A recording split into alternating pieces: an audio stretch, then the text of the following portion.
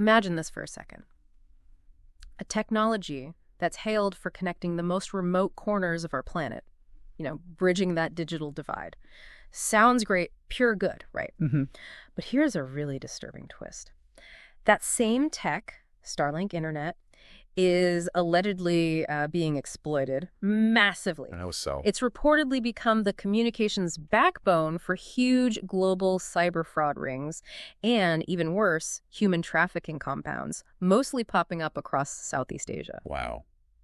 That's quite a paradox, isn't it? Yeah. A tool for connection being used for, exploitation on that scale. This guy. So this deep dive, we're really going to try and pull back the curtain on this. We need to look at these recent reports, these pretty urgent demands for action about how Starlink might be getting misused by these criminal outfits. Right. Our goal today is basically to sift through what our sources are telling us. We're looking mainly at excerpts talking about Starlink's role in global cyber fraud and human trafficking, and that includes actions by a U.S. senator, reports from international groups, Right. and figure out what's really going on, what are the stakes, and importantly, what does this all mean for you? So let's unpack it. The main problem seems to be that Starlink, which is famous for giving solid internet access where, normal cables and stuff just don't reach, Yeah, underserved areas. is apparently being used, weaponized almost, by these really sophisticated criminal groups. We're talking places like Myanmar, Thailand, Cambodia, Laos. Mm-hmm. Remote border zones often. And what's really clever, or insidious, is that Starlink's reach lets these operations just function. Yeah. Undisturbed. They completely sidestep any local internet restrictions that might normally stop them. Exactly. It sort of creates this digital bubble for them, doesn't it? Yeah. Think about it. Your standard internet, it needs cables, permits, things authorities can theoretically control or, cut off. Right. But Starlink, it's satellite-based. So these compounds become these, digital islands. Yeah. It's incredibly hard for local police or governments to just pull the plug. So they're digitally isolated but globally connected. Precisely. And the money involved, What? the financial hit, it's staggering. How staggering are we talking? We are not talking about petty scams here. Our sources describe complex transnational fraud schemes, and they're allegedly draining American citizens alone of billions of dollars. Billions. With a B. Billions. Yeah. The U.S. Treasury's Financial Crimes Enforcement Network, FinCEN, you probably know them. Yeah, FinCEN, sure. They've already linked these groups to widespread online fraud.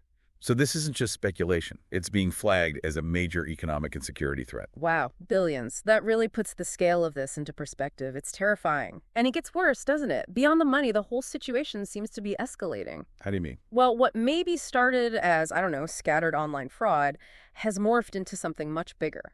The sources say large-scale criminal enterprises housed in guarded compounds. Right. That's a critical shift. It's not just laptops in a back room anymore. We're talking fortified buildings, physical hubs for all this crime. And moving into these physical, guarded compounds brings us to the most, frankly, devastating part.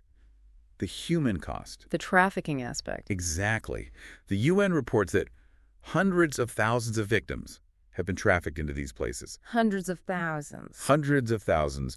Often they're lured with fake job offers, promised good work, maybe in tech support or something. Yeah. Only to arrive and find themselves trapped.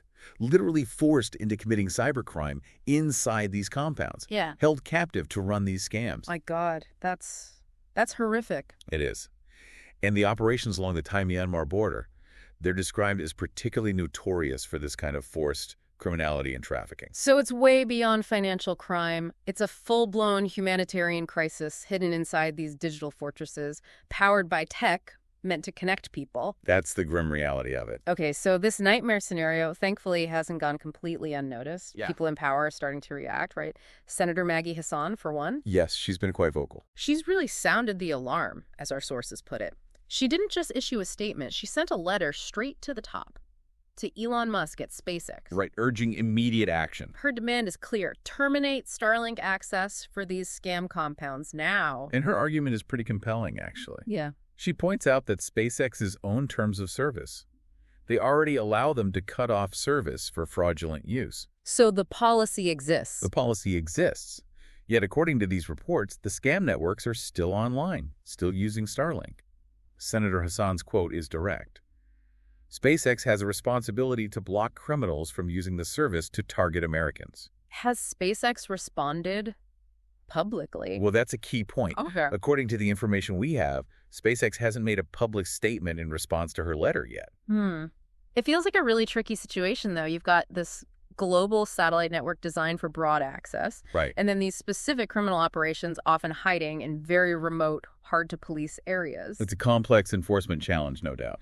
But while the pressure builds on SpaceX, are we seeing any action on the ground from local authorities? Yes, definitely.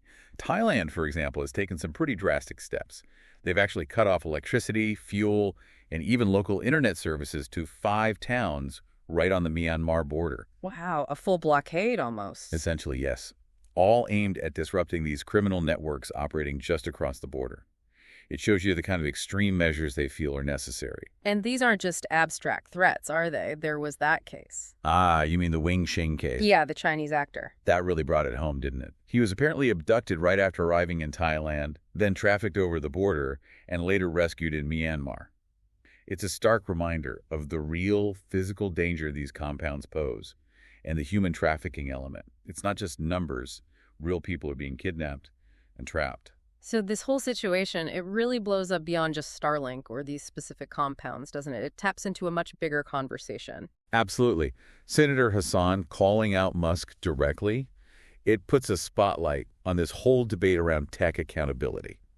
What does that mean in this context? Well, it highlights the argument that satellite internet providers, especially ones with Starlink's global reach, need to maybe monitor usage more closely, particularly in these tricky areas of conflict zones, regions with weak law enforcement. Which are exactly the places these groups seem to target. Precisely, because that's where the oversight gaps are. Yeah. And experts are saying this whole episode, it could really set a precedent. A precedent for what? For how companies like SpaceX and others in the future have to balance providing access, which, let's be fair, Starlink provides genuinely life-changing connectivity in many places, True. with their ethical responsibilities.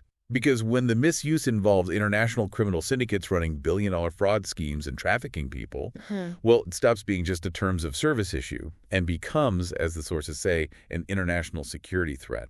That's a massive escalation. From connecting the unconnected to enabling international security threats, that really changes the game. It does. It raises the stakes enormously. So if this isn't addressed effectively, what are the potential ripple effects? Well, you could certainly see calls for and maybe implementation of greater regulation of satellite services. Governments might step in more forcefully. Right.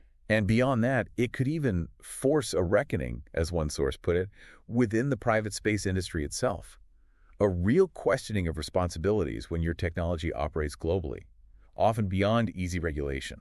So it's not just about Starlink, it's potentially about the whole burgeoning private space and satellite internet sector. Potentially, yes. How do we manage this kind of powerful, borderless technology moving forward? Okay, so wrapping this up. Looking back at our deep dive today, what really stands out, we've covered the frankly horrifying scale of the cyber fraud and the human trafficking allegedly being facilitated by Starlink. Yeah, the sheer scale is one thing. Then there are the very specific demands for corporate accountability, like Senator Hassan's letter to SpaceX. Right, the call for action. And then there's this bigger picture, this wider challenge for tech companies whose innovations operate on a global stage, sometimes in very difficult environments. Which leads us to maybe a final thought, something for you, the listener, to chew on. Okay. Given that powerful technologies almost always have this dual nature, they can empower people immensely, but they can also be twisted and exploited. How do we, collectively, as a global society, make sure the benefits of innovation flow where they're needed most, without accidentally opening up new safe havens for sophisticated crime? That's the billion-dollar question, isn't it? It really is, and maybe even more fundamentally. When a technology's very design lets it bypass traditional controls, what's the ultimate responsibility of the people and companies who create and deploy those tools? Where does their obligation begin and end?